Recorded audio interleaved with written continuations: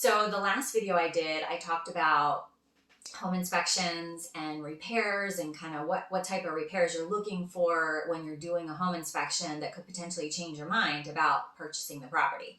And the reason we do that is because once you own the property, like you can't, when something breaks, you can't just call the seller or call your agent and say, hey, my water heater broke. What are you going to do about it? Right? Because you own the house now. But there's things that you can do. So assuming you have homeowners insurance, a lot of people don't realize that if you have a leak, like a leaky pipe, a leaky roof, a leak due to your water heater, something like that, that could potentially be a homeowner's insurance claim. So depending what your deductible is there, may or may not be worth it. But homeowners insurance, they actually do, there's a lot of things within the property that they cover, a lot of different situations that would be covered. So it's always worth it to check with them and see. But what about those things that they don't cover? Like speaking about a leak, usually what I see is that the homeowner's insurance will cover the damage from the leak, but not the leak itself, or not like the water heater itself.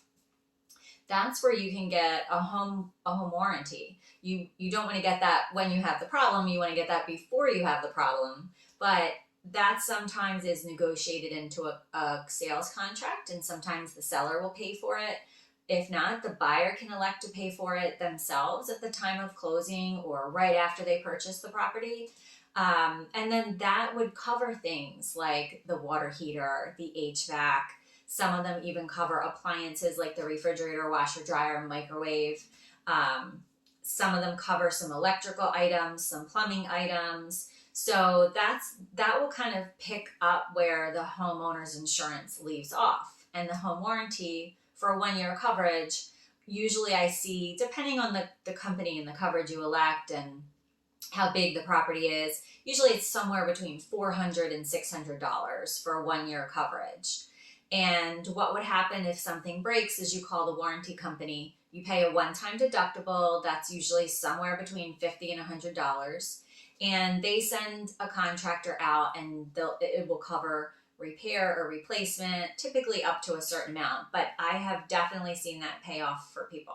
I've seen people get new water heaters, new heaters at times. Sometimes it's, like a kitchen leak or something, they might end up with like some of the pipes replaced. So it definitely is something that's at least worth looking into. If you're worried about all those little things happening after closing, which they always do, talk to your agent about whether or not it makes sense for you to get a home warranty on the property.